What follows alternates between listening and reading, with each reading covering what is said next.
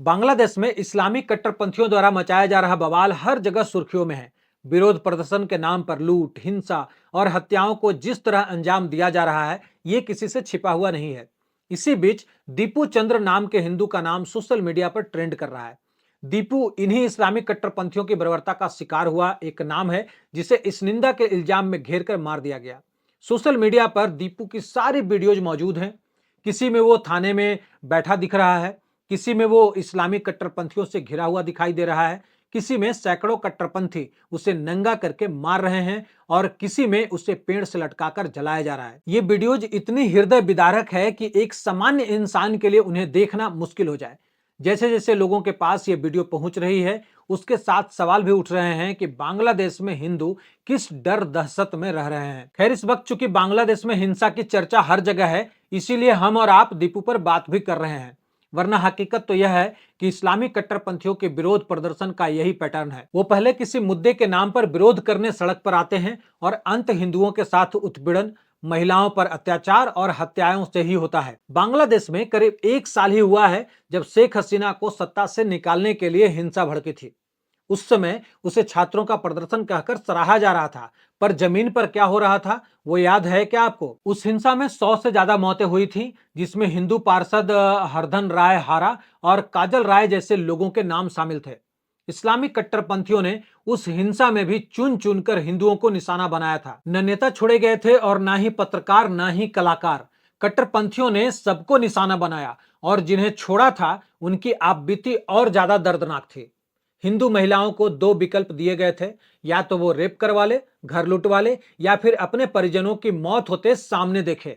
ये आईना सिर्फ एक साल पहले छात्र क्रांति के नाम पर फैलाई गई हिंदू विरोधी हिंसा का नहीं, बल्कि इतिहास में हुए ज्यादातर इस्लामी कट्टरपंथियों के प्रदर्शन की सच्चाई है, जिसे शुरुआत में विरोध का नाम दिया जाता है और उसका अंत हिंदुओं के उत्पीड़न और कत्ल से होता है। इतिहास ऐसी घटनाओं से भरा पड़ा है जब नाराए तकबीर और अल्लाहू अकबर जैसे नारों की गूंज के बीच हिंदू मार दिए गए। बांग्लादेश जैसे इस्लामी मुल्कों में हिंदुओं के उत्पीड़न के लिए इस निंदा जैसे इल्जाम एक बहुत आसान हथियार है, जिसका इस्तेमाल ये कभी भी किसी के भी खिलाफ कर लेते हैं। इसी साल की बात करें, चटगांव में पटेंगा काठगढ़ में हिंदू युवक को मुस्लिम भीड़ ने अगवा करके जमकर प्रताड़ित किया था। लड़के का नाम था प्रांत तालुकदार। भीड़ ने उस समय उस पर भी इस निंदा का आरोप लगाया था। इसी तरह दिसंबर 2024 में एक घटना सामने आई थी, जब आकाश दास नाम के युवक पर इस निंदा का इल्जाम लगाकर इस्लामी भीड़ विरोध करने सड़क पर आई थी और उसका अंत उन्होंने 130 हिंदू घरों और 20 मंदिरों को जलाकर किया था। इससे पहले नवंबर 2024 में करीमगंज उप जिला में रहने वाले हृदय रोबी दास की हत्या कर दी गई थी। हृदय नाई का काम करता था और उनको 3 मौलानाओं ने किडनैप कर बुरी तरह से पीटा और यातनाएं दी, जिसके बाद उनकी मौत हो गई थी। इसमें मौलाना ने मुस्लिम युवती से प्रेम संबंध का कारण बताया था। उससे पहले अक्टूबर 2024 में एक उन्मादी मुस्लिम भीड़ ने हृदय पाल नामक एक हिंदू लड़के पर पैगंबर मोहम्मद के अपमान का आरोप लगाकर फरीदपुर जिले के बोलमारी में कादिरदी डिग्री कॉलेज को घेर लिया था और मारने की कोशिश की गई थी।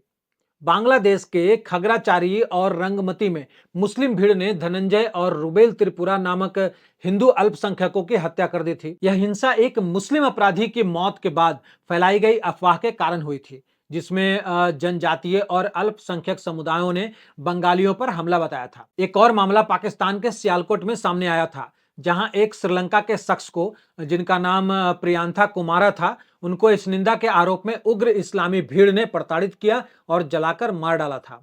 इस भयानक और दर्दनाक घटना का वीडियो भी सोशल मीडिया पर वायरल हो रहा है।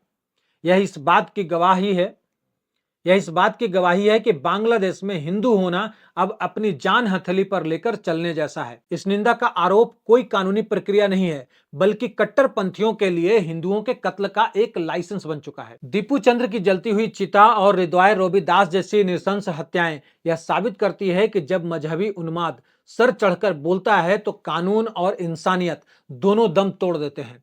सबसे डरावनी बात यह है कि इन मामलों को अक्सर जन आक्रोश या राजनीतिक विरोध का जामा पहना दिया जाता है, जबकि हकीकत में यह हिंदुओं के खिलाफ एक सोची समझी नफरत है।